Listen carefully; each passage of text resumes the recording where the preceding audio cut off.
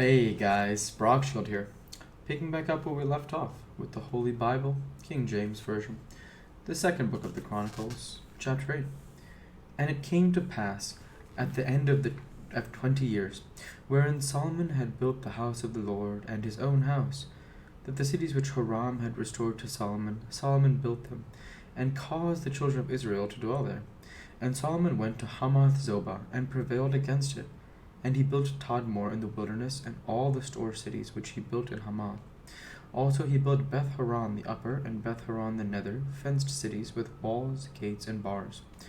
And Baalath, and all the store cities that Solomon had, and all the chariot cities, and the cities of the horsemen, and all that Solomon desired to build in Jerusalem, and in Lebanon, and throughout all the land of his dominion.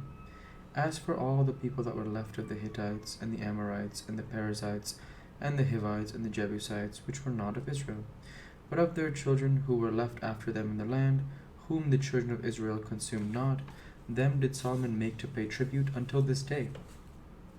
But of the children of Israel did Solomon make no servants for his work, but they were men of war, and the chief of his captains, and captains of his chariots and horsemen.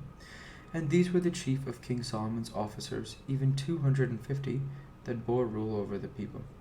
And Solomon brought up the daughter of Pharaoh out of the city of David unto the house that he had built for her.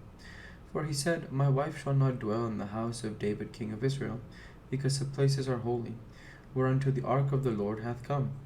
Then Solomon offered burnt offerings unto the Lord on the altar of the Lord, which he had built before the porch, even after a certain rate every day, offering according to the commandment of Moses on the Sabbaths and on the new moons, and on the solemn feasts 3 times in the year, even in the feast of unleavened bread, and in the feast of weeks, and in the feast of tabernacles. And he appointed, according to the order of David his father, the courses of the priests to their service, and the Levites to their charges, to praise and minister before the priests, as the duty of every day required, the porters also by their courses at every gate. For so had David the man of God commanded. And they departed not from the commandment of the king unto the priests and Levites concerning any matter, or concerning the treasures.